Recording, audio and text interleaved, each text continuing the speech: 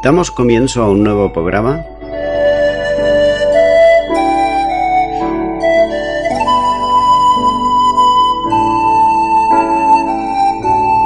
Servidores de Dios.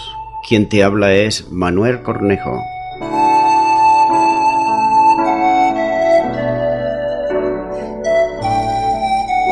Este es un programa que está respaldado por la Iglesia Evangélica Misión Evangélica de Cataluña.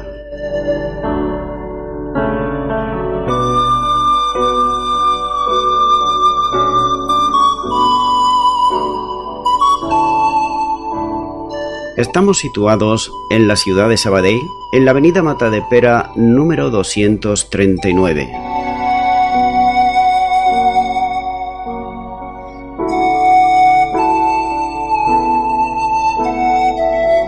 Antes de dar introducción a la palabra de Dios, estaremos poniendo una alabanza.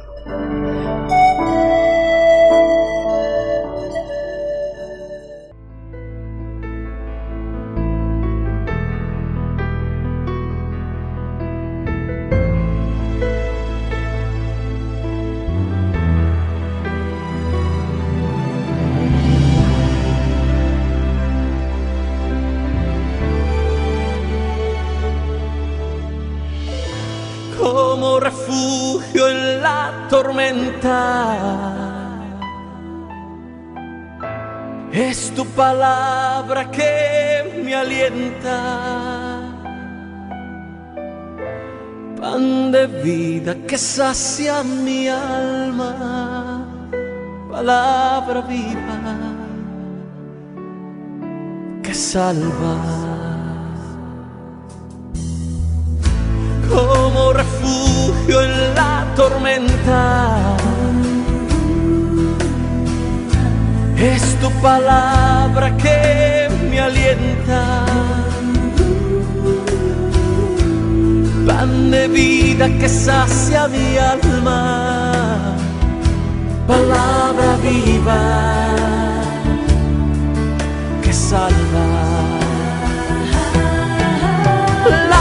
Para mis pies es tu palabra, poderoso escudo en la batalla. Lámpara a mis pies es tu palabra que me acompaña y me guía por sendas de paz. Es justicia y verdad, luz que ilumina mi camino, esperanza que liberta al cautivo, promesa con poder que rompe cadenas, palabra que libera o condena. Lámpara a mis pies es tu palabra, poderoso escudo en la batalla. Lámpara a mis pies es tu palabra que me acompaña y me guía por sendas de paz.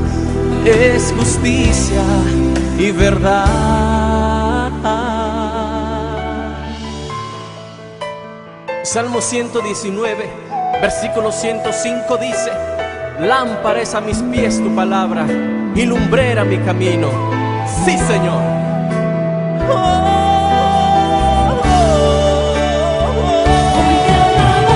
Lámpara a mis pies es tu palabra,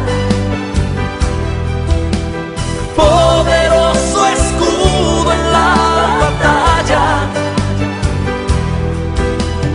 Lámpara a mis pies es tu palabra que me acompaña y me guía por sendas de paz.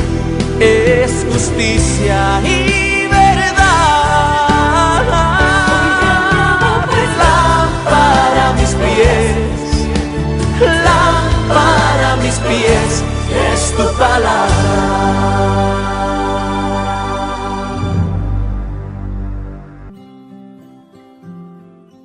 Y ya de nuevo tras la pausa musical estoy con todos ustedes para estar compartiendo la palabra de Dios, la Biblia, y lo haré de una manera expositiva versículo a versículo. Es por eso que en esta ocasión continúo con el libro de los Hechos, capítulo 7, pero ahora el versículo 46, donde nos dice la palabra de Dios.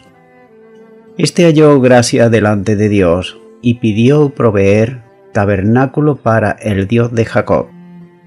El rey de Israel, que había preparado una tienda para el arca, sentía que su palacio, que estaba adornado con artesonados y lujosos, contrastaba con la sencillez del lugar que se había destinado para que estuviese el arca, ya que era un mueble desde donde se manifestaba la presencia de Dios y que expresaba la realidad de su compañía con el pueblo que él, Dios, había escogido. Es por eso que David puso de manifiesto al profeta Natán su deseo de edificar un templo para Dios, como nos muestra el segundo libro de Samuel, capítulo 7, versículos 1 y 2. Sin embargo, no llevaría a cabo el propósito David, porque no sería él quien edificaría el santuario, sino que sería su hijo Salomón, como así lo muestra este mismo libro de segundo de Samuel, capítulo 7, pero el versículo 13. David había sido un guerrero que había causado la muerte de muchos, como nos lo muestra en el primer libro de Crónicas, capítulo 22 y versículo 8, donde nos dice: Mas vino a mí palabra de Jehová diciendo: Tú has derramado mucha sangre, y has hecho grandes guerras. No edificarás casa a mi nombre, porque has derramado mucha sangre en la tierra delante de mí. Esto no supuso que David no hubiese acopiado de recursos para la construcción del templo, ni mucho menos, ya que él hizo acopio de todo aquello que estaba a su disposición, como podían ser plata, oro, maderas, materiales nobles. Él lo iba acopilando durante toda su vida para que cuando llegase ese día que su hijo edificase el templo, tuviese absolutamente de todo y no le hiciera falta nada.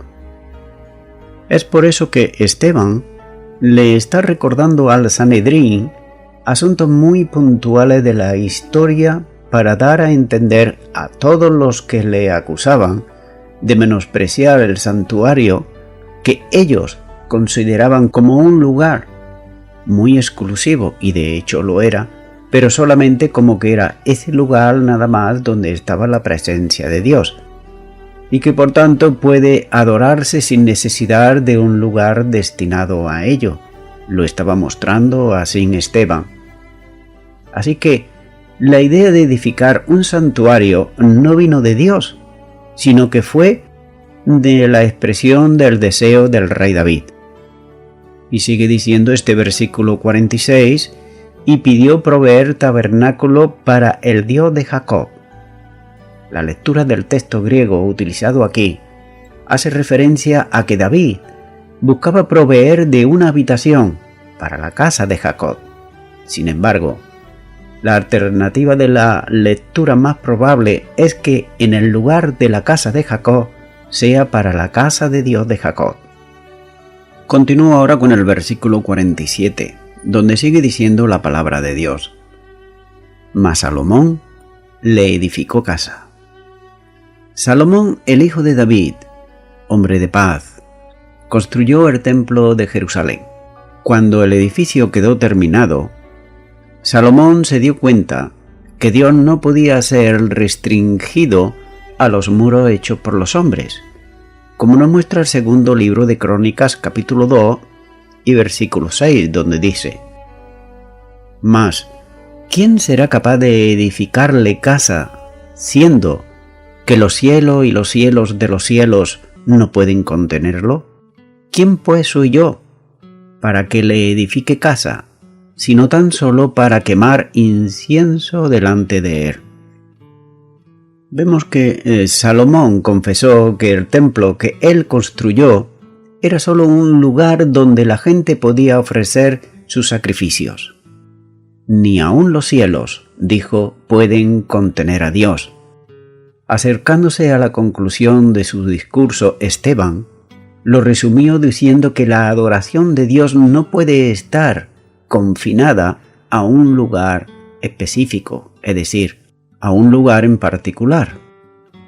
Continúo ahora con el versículo 48, donde nos sigue diciendo la palabra de Dios.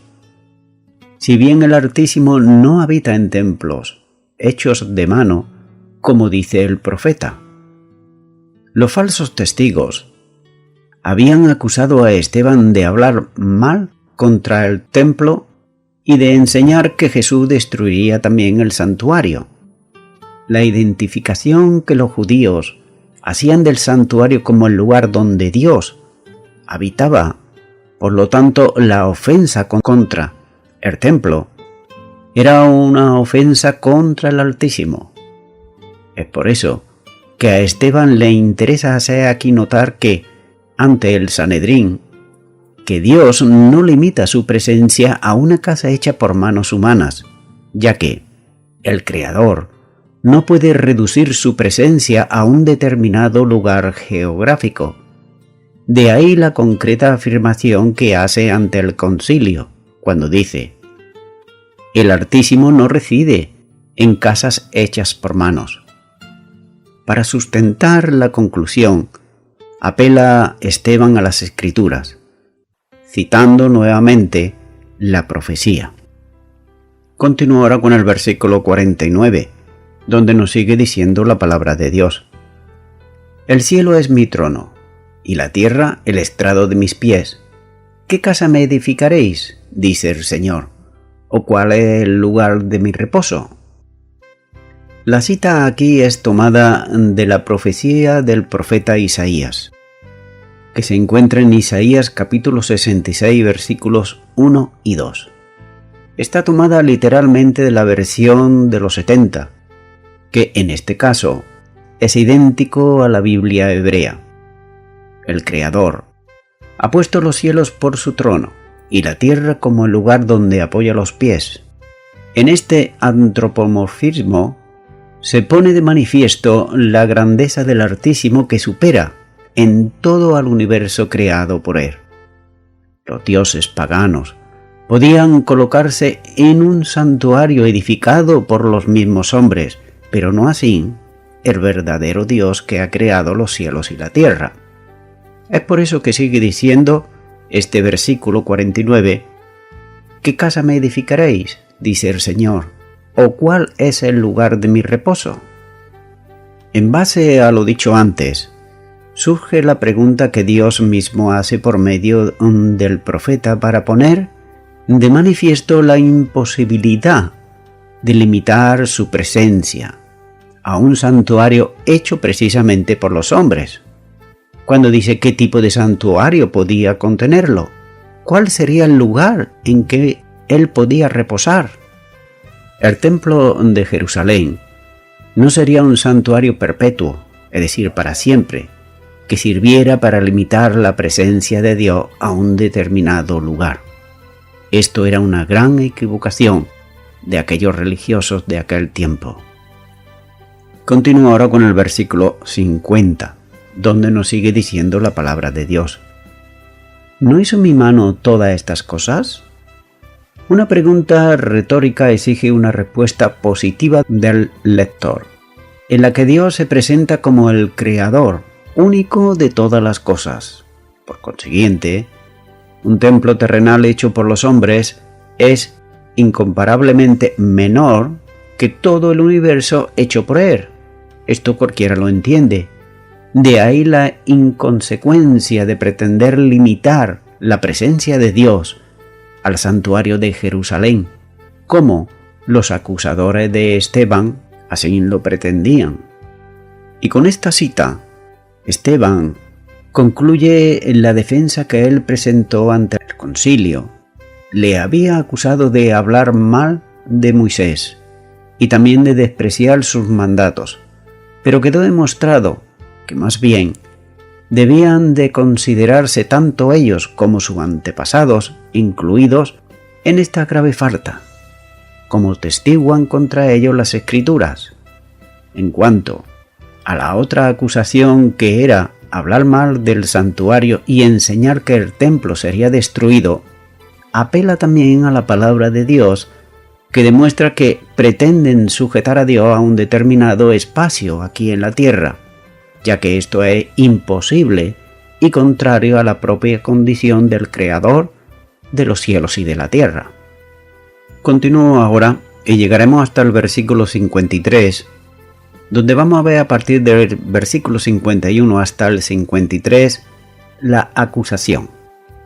Dicho esto, vamos a empezar con el versículo 51, donde dice Esteban: «Duro de servir e incircuncisos de corazón y de oídos, vosotros resistís siempre al Espíritu Santo, como vuestros padres, así también vosotros».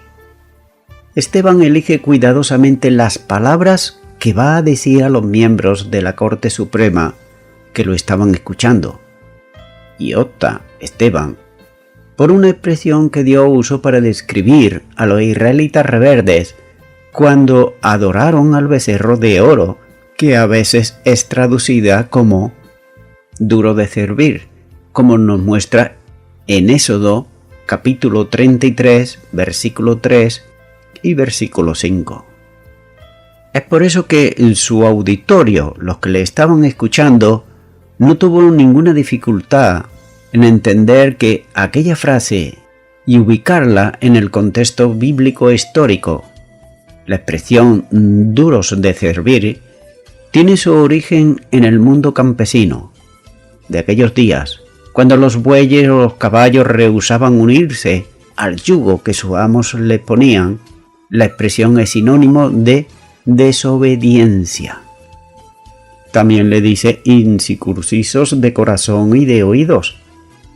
Esta expresión es aún más directa que la anterior, porque para los judíos el término incircuncisos se refiere a toda aquella gente que no está comprometida dentro del pacto que Dios hizo con Abraham. En la comunidad judía, todo niño varón era circuncidado al 8º día y entraba así en el pacto.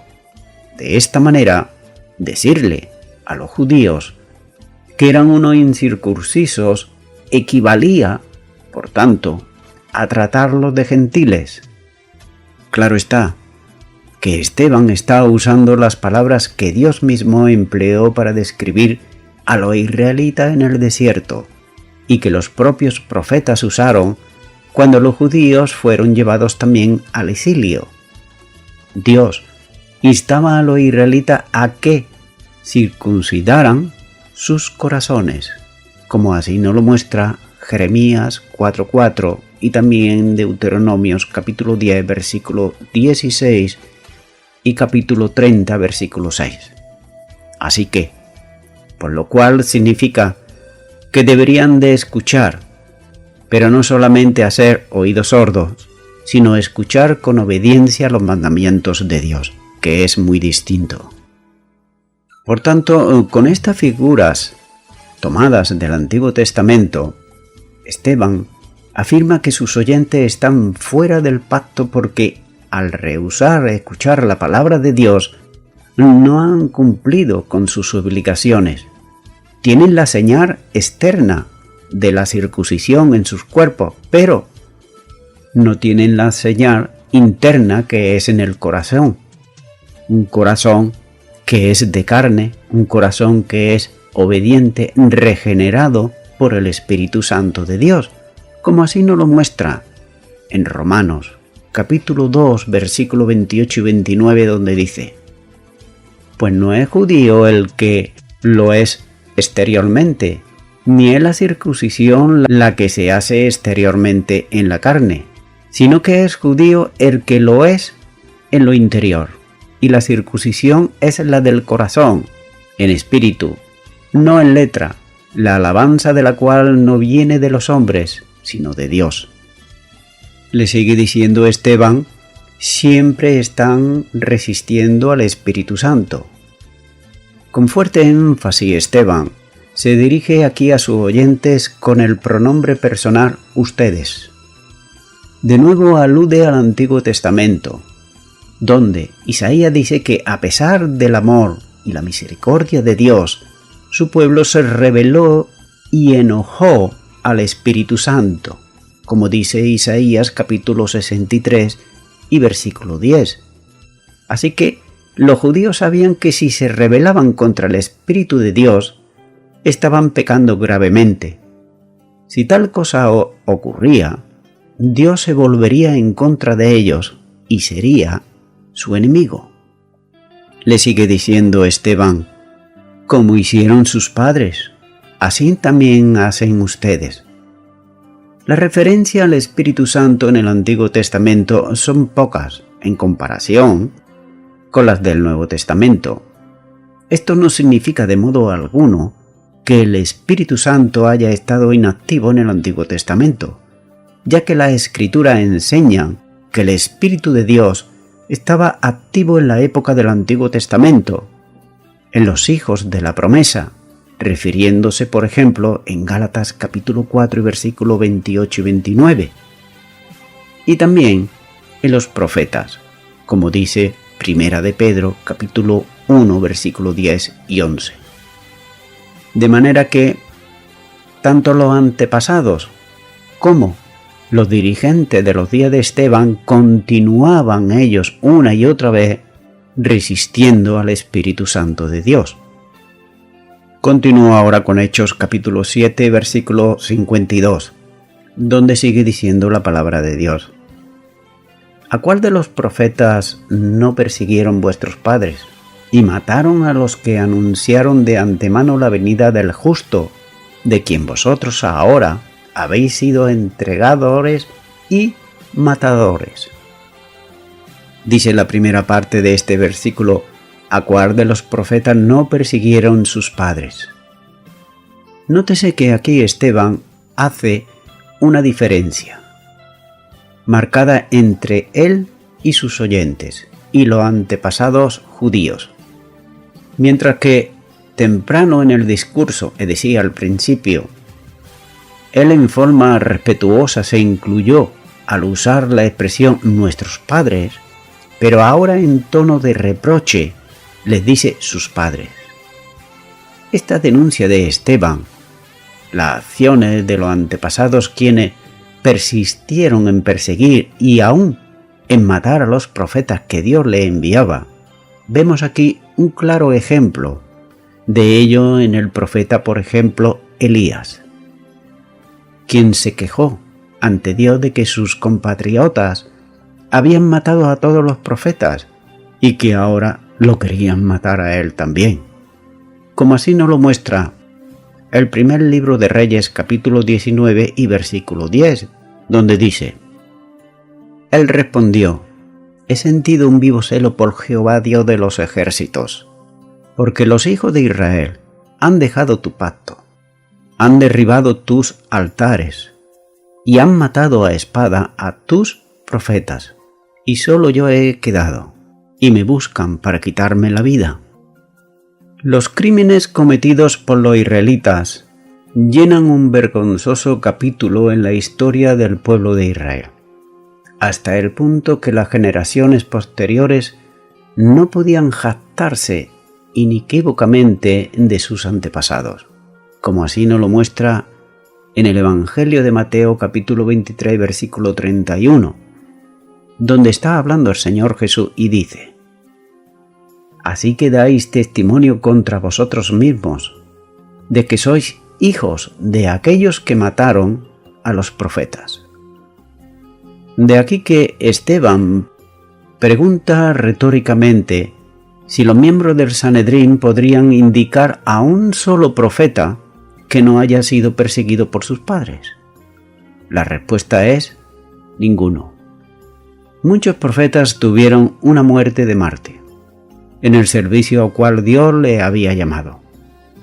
Cuando dice: y mataron a los que de antemano anunciaron la venida del justo. Los profetas, por supuesto, anunciaron la venida del Mesías, la esperanza y la salvación de Israel. Entre ellos estaba Zacarías, el hijo de Joiada, cuya sangre fue derramada en el patio del templo, como así lo muestra el segundo libro de Crónicas, capítulo 24 y versículo 21.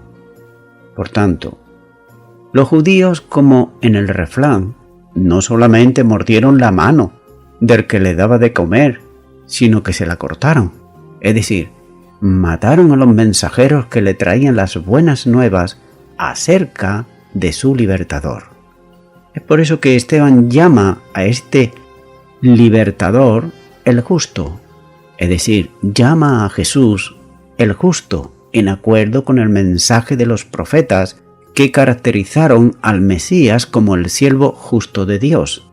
Por eso es probable que el término justo haya sido un título mesiánico. Le sigue diciendo Esteban en este versículo 52, de quien vosotros ahora habéis sido entregadores y matadores. He aquí la razón por la que Esteban se separa de sus oyentes.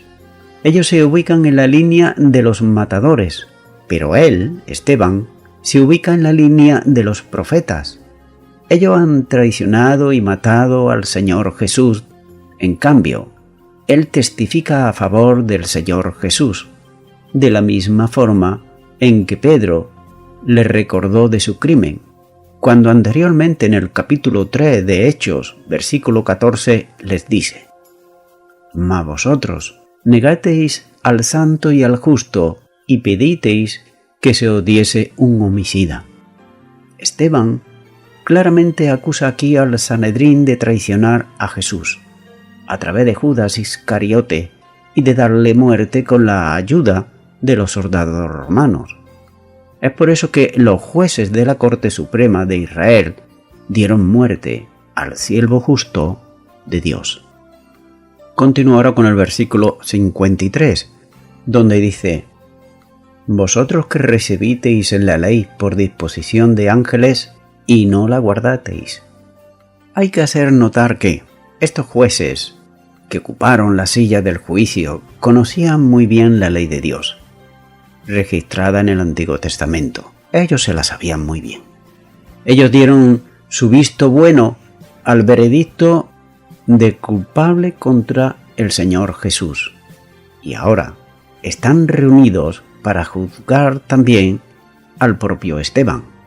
El pueblo judío había recibido la ley de Moisés, dice Esteban, por mediación de ángeles, como así lo muestra Gálatas capítulo 3 versículo 19 y Hebreos capítulo 2 y versículo 2. Aunque el relato histórico registrado en Éxodo capítulo 20 versículo 1 revela que Dios dio los 10 mandamientos de viva voz, la tradición judía, sin embargo, enseñaba que los ángeles fueron intermediarios enviados por Dios para transmitir la ley al hombre.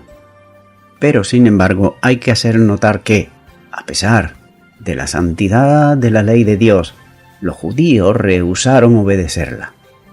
Sin rodeos, Esteban acusa aquí al Sanedrín de la desobediencia.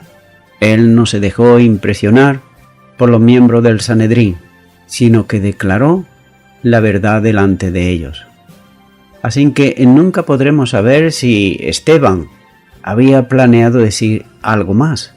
Su largo discurso se terminó de pronto, cuando los distinguidos miembros de esta corte del Sanedrín Suprema arremetieron en contra de él y lo arrostraron afuera para darle muerte.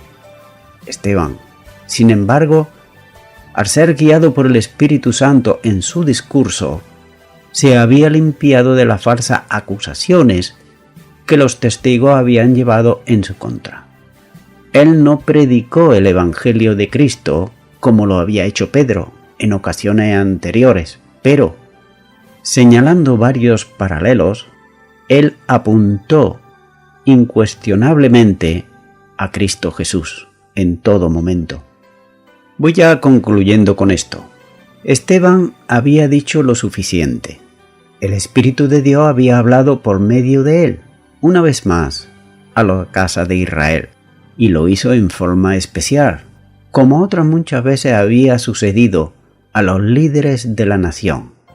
Eran ellos los que tenían que reaccionar al llamamiento de Dios, ya que es muy probable que las palabras de Esteban deban entenderse estrechamente ligadas a la promesa del Señor Jesús, cuando dice en el Evangelio de Lucas, capítulo 2 y versículo 8. Os digo que todo aquel que me confesare delante de los hombres, también el Hijo del Hombre le confesará delante de los ángeles de Dios.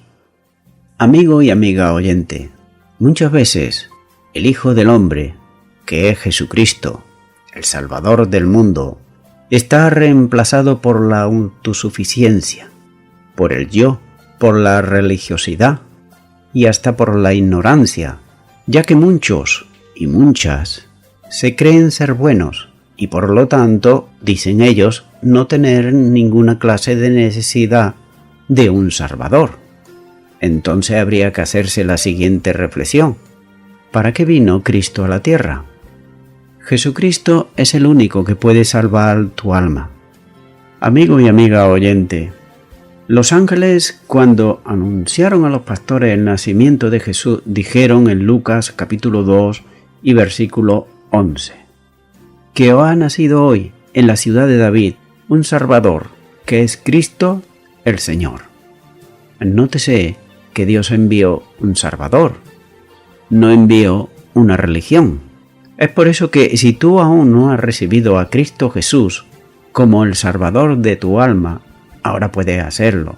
Solamente tienes que repetir conmigo una oración, pero una oración de fe, una oración que te compromete con Dios mismo, para a partir de ahora llevar la vida que a Él le agrada, que muestra sin su palabra, es decir, la Biblia. Por eso, mi amigo, mi amiga, yo te animo ahora a que tú puedas orar conmigo esta oración. Si nunca la has hecho, repite y di ahí conmigo. Señor Jesús, te pido perdón por todos mis pecados. Me arrepiento de ellos, te abro mi corazón y te recibo como mi suficiente Señor y también como mi suficiente Salvador.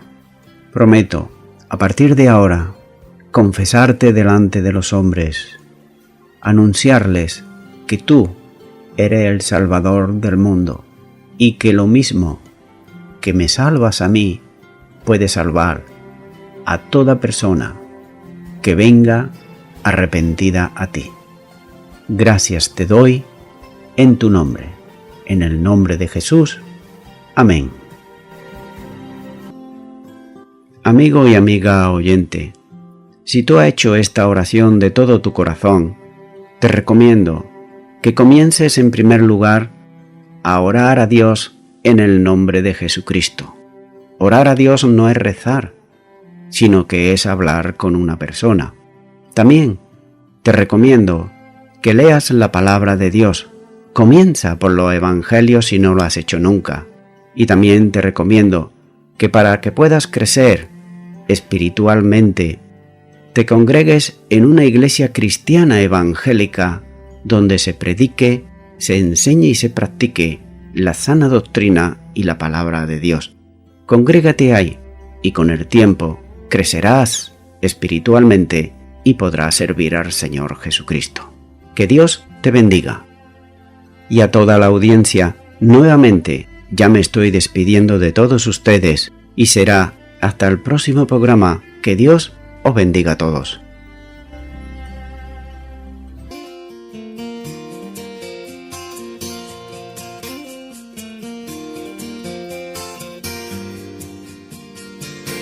Yo no necesito ver el plan, yo no necesito ver el final. Todo lo que necesito es seguirte, Señor, y hacer tu voluntad. Yo no necesito ver el plan, yo no necesito ver el final. Todo lo que necesito es seguirte, Señor, y hacer tu voluntad. Mi corazón confía en ti, yo siempre te seguiré, aunque quizá no pueda entender, en mi senda te reconoceré. Yo no necesito ver el plan, yo no necesito ver el final, todo lo que necesito es seguirte, Señor, y hacer tu voluntad.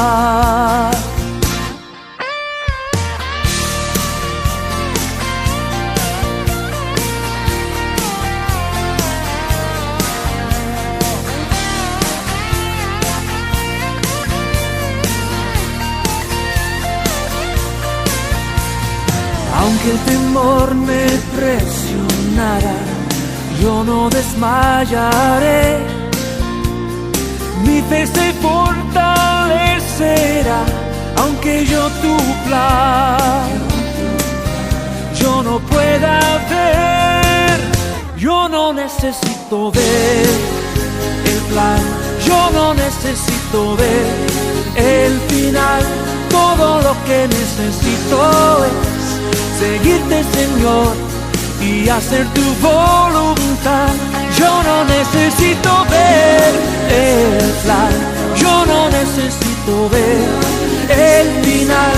Todo lo que necesito es seguirte, Señor, y hacer tu voluntad, y hacer tu voluntad, y hacer tu voluntad.